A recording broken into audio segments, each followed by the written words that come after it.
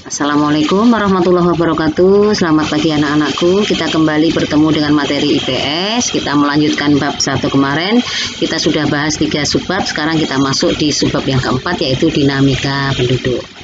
Oke, apa itu dinamika penduduk? Dinamika itu adalah perubahan jumlah penduduk di suatu wilayah atau suatu negara.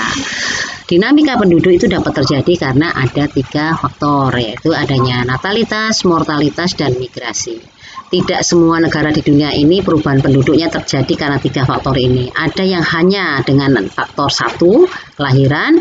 Ada juga yang hanya dengan faktor 2, itu negara-negara yang sedang perang atau negara-negara yang banyak mengalami bencana. Kemudian yang terakhir ini negara-negara di Eropa, biasanya perubahan penduduknya, dinamika penduduknya terjadi karena adanya migrasi atau perpindahan. Kalau untuk Indonesia, kita masih masuk ke levelan 1, perubahan penduduk itu terjadi karena adanya faktor natalitas atau kelahiran. Jadi intinya untuk negara maju biasanya perubahan penduduk terjadi karena migrasi, sedangkan negara berkembang perubahan penduduk terjadi karena adanya faktor natalitas atau kelahiran.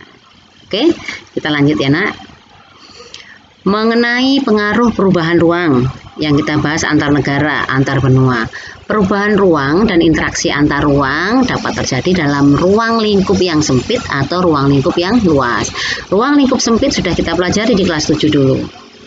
Sedangkan sekarang yang kita pelajari di bab 1 di semester 1 kelas 9 ini adalah ruang lingkup yang luas karena interaksinya antar negara dan antar benua. Oke.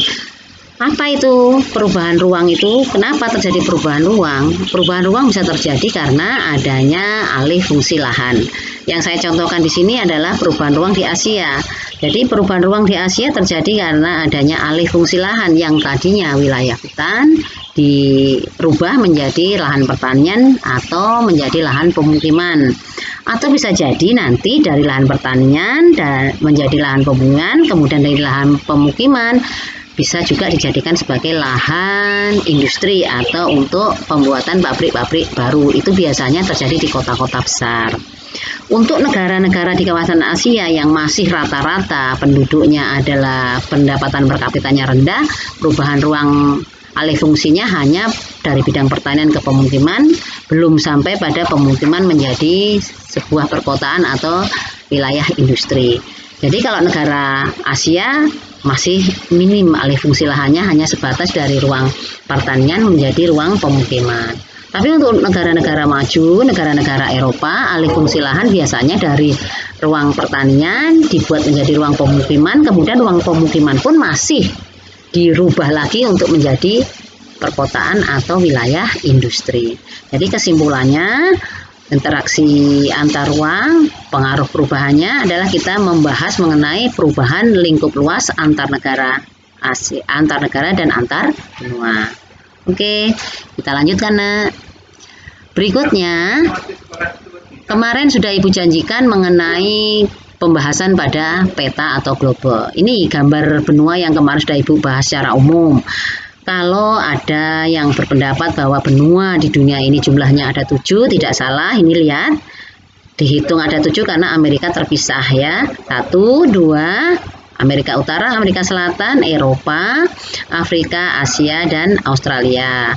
Antartika 7, tidak salah. Ada juga yang berpendapat 6. Kalau berpendapat 6 berarti Amerika jadi 1. Ya. Kemudian 1, 2, 3, 4, 5, 6, kita hitungnya 6. Tidak salah pendapat itu, tapi di bab ini Ibu tekankan sekali lagi, kita hanya membahas 5 benua, yaitu benua Amerika, benua Eropa, benua Asia, benua Afrika, dan benua Australia. Antartika kita simpan dulu. Oke, kita lanjutkan sekarang ke pembagian wilayah region benua Asia. Kenapa Asia? Dari 5 benua yang digambarkan di sini adalah benua Asia, karena memang wilayah region Asia ini paling banyak. Selain wilayahnya paling luas, regionnya juga paling banyak. Dan nanti di region benua Asia ini ternyata karakteristik benuanya luar biasa. Ada banyak sekali karakteristik yang bisa kita lihat di region benua Asia. Maka untuk pembacaan materi jangan lupa, ini Ibu hanya singkatkan seperti ini, nanti kalian tambahin. Ini di sini kalian lihat ada gambar bintang yang Ibu buat di sini. Ini PR nih 1, nanti kalian tulis ini region mana ya. yang diisikan di sini nanti Ibu sebutkan region mana, tapi yang kalian isikan nanti PR-nya satu region satu ini nanti kalian beri huruf atau angka. Ini negara mana saja yang ada di region satu. Ini adalah region Asia Barat. Jadi sebutkan negara-negara yang ada di region Asia Barat. Ini Asia Selatan, negara-negara yang ada di Asia Selatan. Ini region Asia Tenggara, negara-negara yang ada di Asia Tenggara. Ini region Asia Timur, negara-negara yang ada di Asia Timur. Ini region Asia Tengah, negara-negara yang ada di Asia Tengah.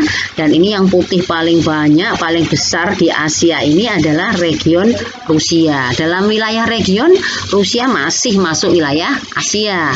Karena dari penjelasan awal, Eropa dan Asia itu satu ya nak, yang membedakan mereka itu kan hanya budayanya. Orang Eropa nggak mau dicampur dengan Asia, maka mereka bilang benuanya tersendiri. Tapi nyatanya lihat dalam kondisi letak geografisnya, mereka regionnya masih satu wilayah dengan region benua Asia. Ulangi PR-nya, tulis nama negara di masing-masing region. Paham ya nak ya? Kita lanjut.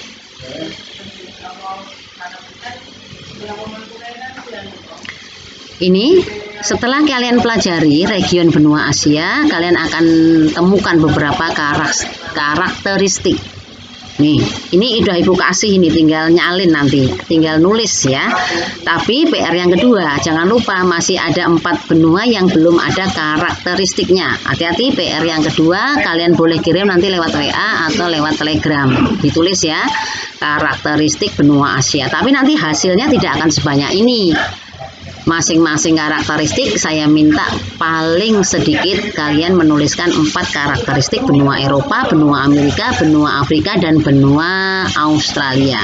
Kalau untuk Asia ini sudah Ibu gambarkan seperti ini nih, hasil dari literasi kita baca, maka dengan literasi jendela dunia akan terbuka, pengetahuan kita akan semakin luas, kita akan terlihat sepertinya kurang ilmu kalau tidak membaca, maka dengan rajin membaca kalian akan menjadi lebih cerdas lagi.